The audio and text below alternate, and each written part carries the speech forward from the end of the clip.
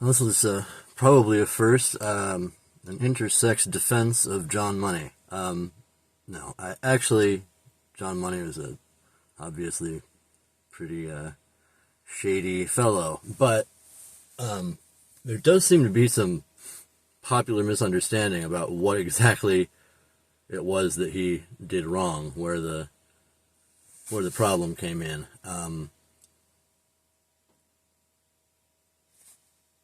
John Money had nothing to do with why the then Bruce Reimer, who became David Reimer and was Brenda for a time, why his penis was lost. It's not like they don't know where it went. For some odd reason, they were using a electronic or electrical, I guess a better term, circumcision device. And it short-circuited and incinerated his little penis.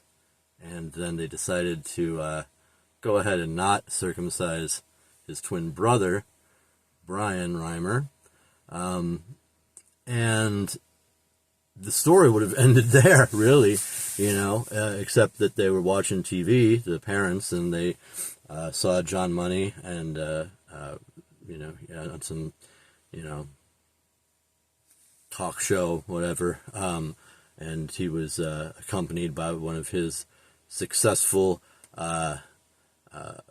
first generation of transitioned male to female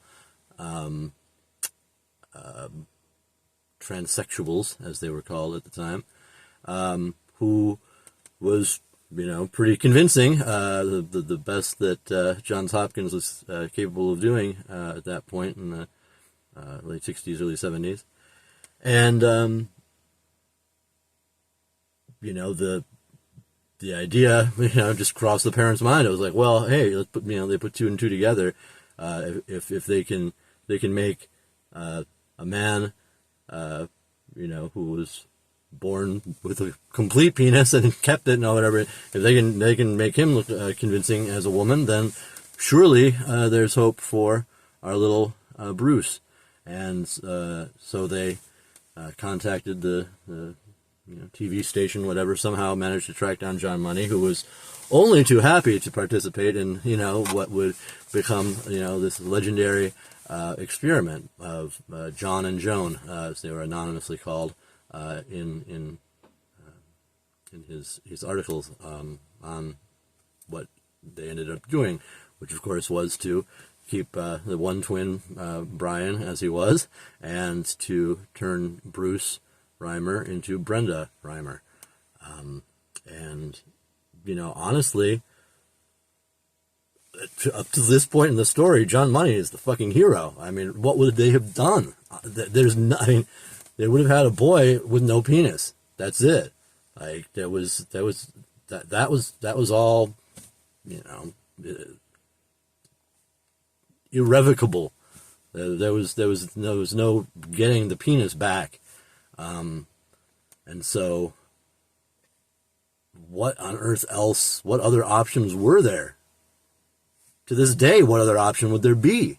I mean, it honestly doesn't seem like, even if it were to happen again today, maybe they could do some sort of penis reconstruction of the sort that they would do for a woman transitioning to live as a man. But short of that, which,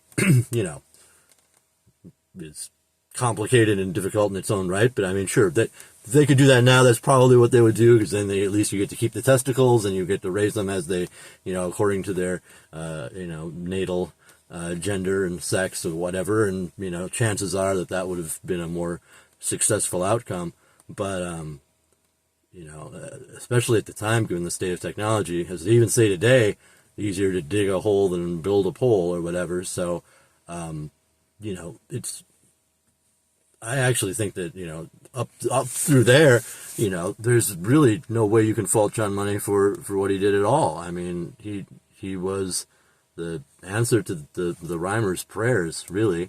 And it's what happened after that is that when he's got the parents convinced, okay, you can't ever say anything about this, you have to just absolutely no breaking character, this is how it is, it's Brenda, it's always been Brenda, and then they start seeing that this is just not working out, and Brenda really isn't going for the girl thing.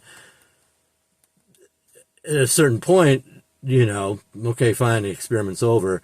What we're going to do now, who knows? But, let's be honest with the kid. But John Money was not into that. And, of course, most importantly, he didn't let the medical community, who was eagerly following his, updates on this case and its great success, and then using that to drive policy on what to do with infants born with ambiguous genitalia. And then, when the answer was, well, let's dig a hole instead of raising a pole, and then we're going to raise them as girls, even though they're boys. That'll be fine, because it worked out for John and Joan, but of course it didn't. And so, yeah, and then, of course, with John Money, there's all of the, was he a sex pest or whatnot, in the way that he, ran his little consultation visits with the Reimer twins and had them sort of, so what does he have between his legs? There maybe that was very inappropriate. It was certainly, intense and creepy and weird in that sort of that way that only like mid 20th century medicine can be, that sort of super behavioralist, paternalistic kind of attitude toward mental health and toward all medicine in general. This is the era where the CIA is dosing army recruits with LSD to see if they can turn them into like super sleeper agent spies and whatever, the Manchurian candidates type stuff. So yeah, dark times. Was John Money a minor attracted person? Possibly. It's a separate question into the ethics of what he did as far as the John and Joan thing. But anyhow, just to clear up, because it seems I've seen some people who sort of imply that that John Money had anything to do with why Bruce was without penis in the first place. That was the whole thing. Of course, it was and is, extremely unethical, illegal to take a pair of twins and say, well, we're going to do a controlled experiment by doing a sex change on one and not the other. It was only because of the circumcision circumstances that this was even on the table as a possibility. But I think that, once it was the best possible thing. It was the only thing they could have done, other than just do nothing, and that seems like that would have been the less ethically preferable choice. So, there you go. A little history.